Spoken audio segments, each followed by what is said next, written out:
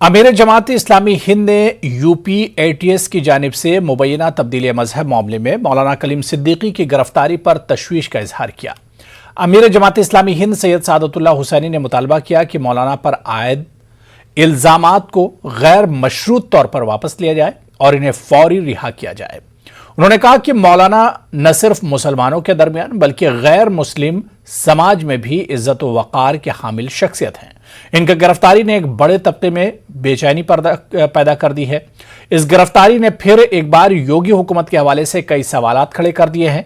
इसे यूपी में होने वाले इलेक्शन के तनाजुर में देखते हुए हिंदू मुस्लिम मनाफरत को फरोग देने की मजमूम कोशिश भी तस्वुर किया जा रहा है। सैयद सादतुल्लाह हुसैनी ने कहा कि मुल्क में मजहब और अकीदे पर अमल आवरी और इसकी तबलीग हर शहरी का बुनियादी इंसानी और दस्तूरी हक है।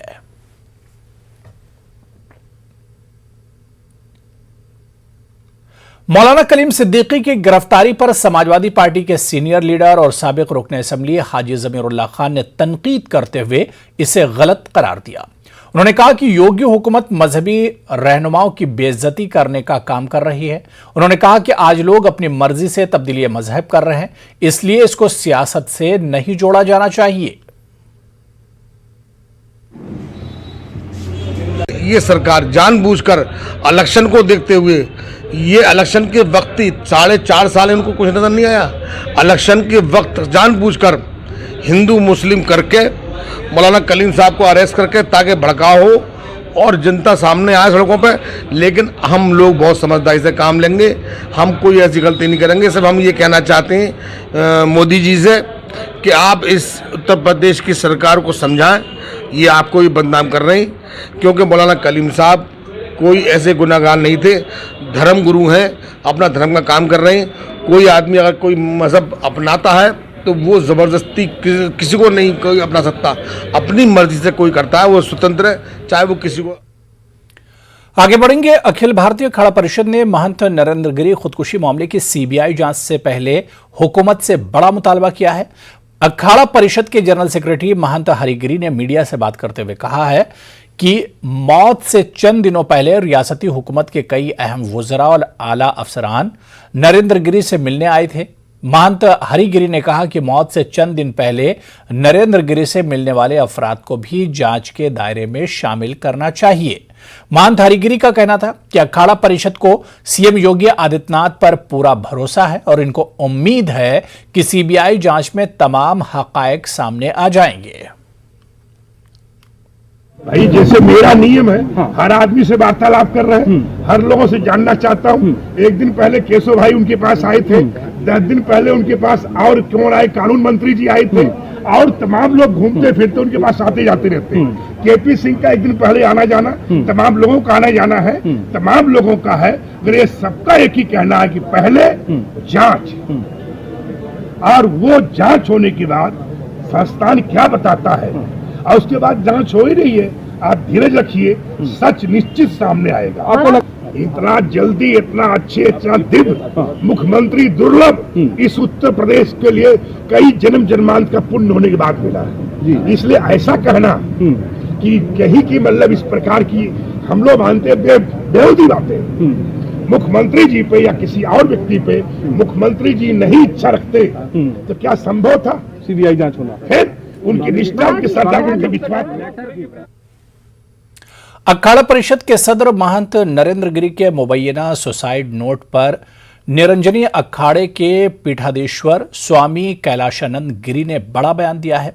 बागंबरी मठ में मीडिया को दिए गए बयान में कैलाशानंद गिरी ने कहा है कि महंत नरेंद्र गिरी लिखना पढ़ना नहीं जानते थे, ऐसे में कई सफहात पर मुश्तमिल सुसाइड नोट वो कैसे लिख सकते हैं।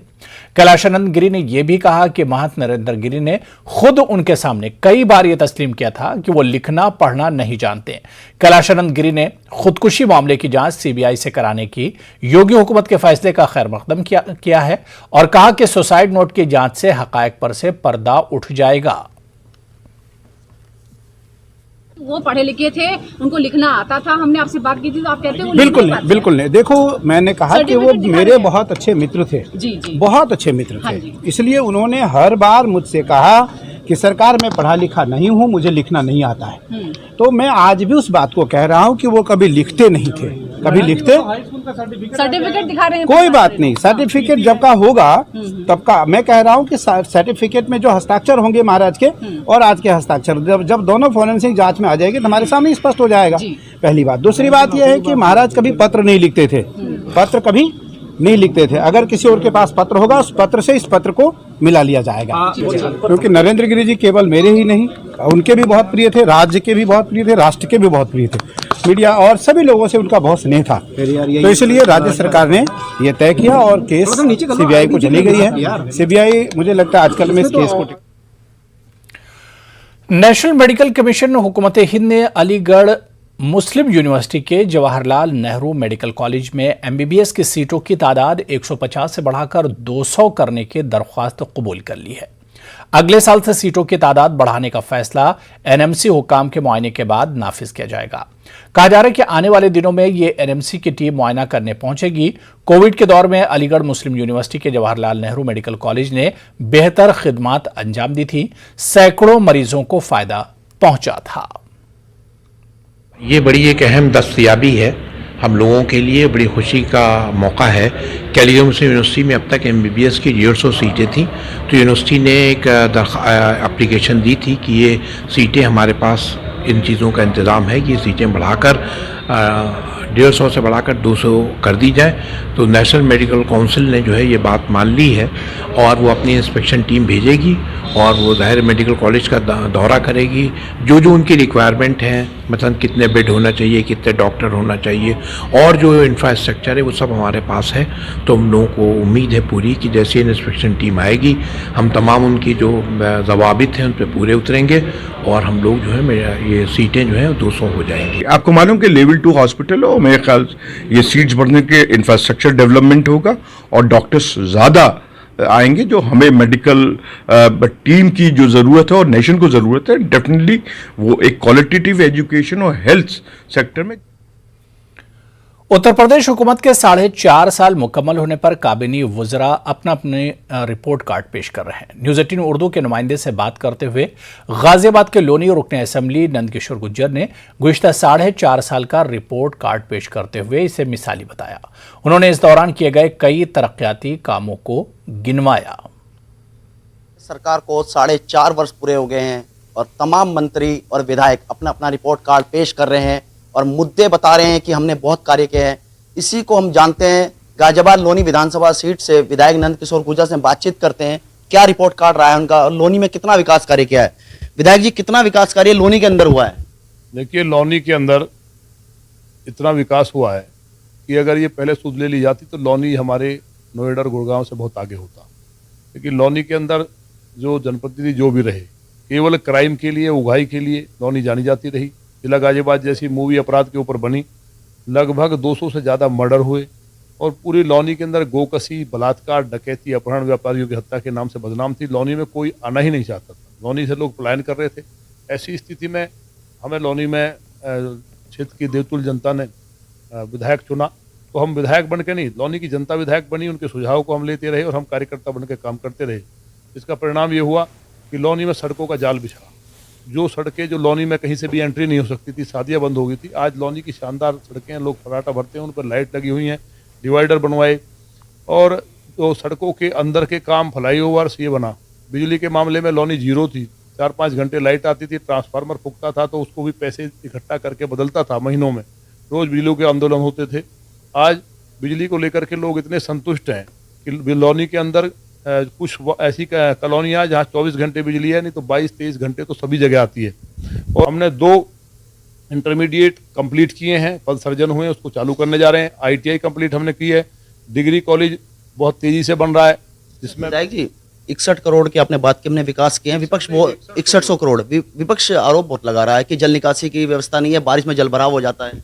देखिए, विपक्ष के पास ये पूछिए ना, जो विपक्ष है, कि आपने क्या किया। लोनी को केवल अपराध की नगरी बना दिया और गहरे गड्ढों में छोड़ दिया, उनके पास तो बोलना ही नहीं चाहिए। हमने जल निकासी पे 600 करोड़ से काम चल रहा है। सीवर का तमाम हमने जो पानी की उपलब्धता के लिए ट्यूबवेल्स लगवाए हैं, बड़े बड़े नाले बनवाए हैं। आज दिल्ली में भी जहाँ पानी नहीं निकलता 2-2 दिन तक, लोनी के अंदर कितनी बारिश हुई है, 2 घंटे में पानी निकल जाता है। विधायक नंदकिशोर गुज्जर हमारे साथ थे, उन्होंने बताया अपना रिपोर्ट कार्ड और 2022 में मतदान होगा और भारी मतों से होगा और वो विजयी भी होंगे, इस बात का वे आप रख रहे हैं और कह भी रहे हैं इस बात को। रोहित सिंह, न्यूज़ 18 गाजियाबाद। वज़ीर आला योगी आदित्यनाथ के खिलाफ तौहीन आमेज जुमले कसने के इल्जाम में भावेश यादव को गिरफ्तार कर लिया गया। भावेश यादव का समाजवादी पार्टी युवजन से ताल्लुक बताया जा रहा है। उन्होंने वज़ीर आला के दौरे की जगह को मुबैना तौर पर गंगा जल से धोया था। भावेश यादव की गिरफ्तारी के खिलाफ बहुजोई केला देवी के लोगों में गम गुस्सा देखा गया। ये उस स्थान पर पहुंच थाना बहजोई के अंतर्गत कल 22 सितंबर को एक वायरल वीडियो का संज्ञान लिया गया। इस वीडियो में 21 सितंबर को माननीय मुख्यमंत्री जी की सभा जो केला देवी मंदिर के पास में हुए मैदान में हुई थी, उसमें पुलिस बल तथा वहां पर साज सामग्री के रवाना होने के पश्चात एक युवक जिसका नाम भावेश यादव है, ये उस स्थान पर पहुंचकर माननीय मुख्यमंत्री जी के लिए अभद्र भाषा का प्रयोग करते हुए कुछ धार्मिक कृत्य कर रहा है। इससे आसपास के गांवों में तथा क्षेत्र में रोष परिलक्षित हुआ। इस सबको ध्यान में रखते हुए इसको प्रिवेंटिव धाराओं के अंतर्गत अरेस्ट किया। गाजियाबाद रेलवे पुलिस में लैपटॉप चोरी करने वाले शातिर गैंग के 4 अफराद को गिरफ्तार किया गया है। इस पूरे मामले की जानकारी गाजियाबाद रेलवे पुलिस सीईओ स्वदेश गुप्ता ने बताया कि ये एक बहुत बड़ा शातिर गैंग है जो साहिबाबाद रेलवे स्टेशन और गाजियाबाद रेलवे स्टेशन के दरमियान मुसाफिरीन पर नजर रखता था और मौका पाते ही लोगों के मोबाइल फोन और लैपटॉप चोरी कर लिया करता था। 4 अभियुक्त जो लैपटॉप चोरी करते थे और लैपटॉप खरीदते थे वो गिरफ्तार किया गया है। 3 अभियुक्त अभी फरार हैं। इनसे 6 laptop, 4 hard disk, 4 laptop charger, कुछ दस्तावेज व एक मोबाइल फ़ोन बरामद हुआ है। इससे हमारी करीब 7-8 घटनाओं का अनावरण हुआ है। आने वाले समय में प्रतीत होता है कि इस गैंग के पकड़े जाने से जो लैपटॉप चोरी हो रही थी उस पर अंततः अंकुश लगे। ये कहाँ बेचते थे इन चीज़ों को? ये दिल्ली में या इसके पार्ट्स निकालकर, लैपटॉप के पार्ट्स निकालकर गफ्फार मार्केट में, लक्ष्मी नगर में ये इनको बेचते थे और इनसे ये सब बरामद किए। गाजियाबाद क्रिकेट एसोसिएशन के डायरेक्टर परवीन त्यागी ने यूपीएससी के एपेक्स काउंसिल रुकन और गाजियाबाद क्रिकेट एसोसिएशन के सदर राकेश मिश्रा पर बदउनवानी का इल्जाम लगाया है। आज प्रेस कॉन्फ्रेंस करते हुए परवीन त्यागी ने राकेश मिश्रा पर जमीन की खरीदो फरोख्त का इल्जाम लगाया और कहा कि उन्होंने अपने जाती मफादात के लिए सौदा किया। जमीन का चयन करना, जमीन का सौदा करना, उसके निर्माण करना, उसकी पूरी जिम्मेवारी यूपीसीए की तरफ से राकेश मिश्रा को दी गई। लेकिन उन्होंने उसमें अपने लालच में, लापरवाही में, उन सब में उन्होंने क्या किया कि सबसे पहले ज़मीन का सिलेक्शन ही गलत किया। वो ज़मीन डूब क्षेत्र की ज़मीन है। जीडीए के मास्टर प्लान में एंटरटेनमेंट ग्रीन की लैंड है जिसमें आपको केवल पॉइंट FAR ही मिल सकता है। उसके बाद वो जो लैंड इन्होंने खरीदी उस लैंड पे 2 हाई टेंशन लाइन वहाँ से इन्होंने लगने दी, उसमें इन्होंने लापरवाही की। जब उनको हटाने की बात की गई तो यूपीसीएल ने उसमें 16 करोड़ रुपए मांग लिए गए। इसके अलावा जो सबसे बड़ा काम इन्होंने किया कि वहाँ पर जो स्टेडियम की ज़मीन खरीदी जानी थी वो केवल इन्हीं को मालूम थी कि ये कौन से एरिया में खरीदी जानी है, कौन से खसरे नंबर में खरीदी जानी है। इन्होंने खुद ने अपने मित्रों को, अपने संबंधियों के साथ मिलकर पहले वो ज़मीन फरवरी 2015 में 3200 रुपये मीटर में खरीदी और उसके अगले महीने मार्च 2015 में 5500 रुपये मीटर में यूपीसीए को रजिस्ट्री कर दी गई।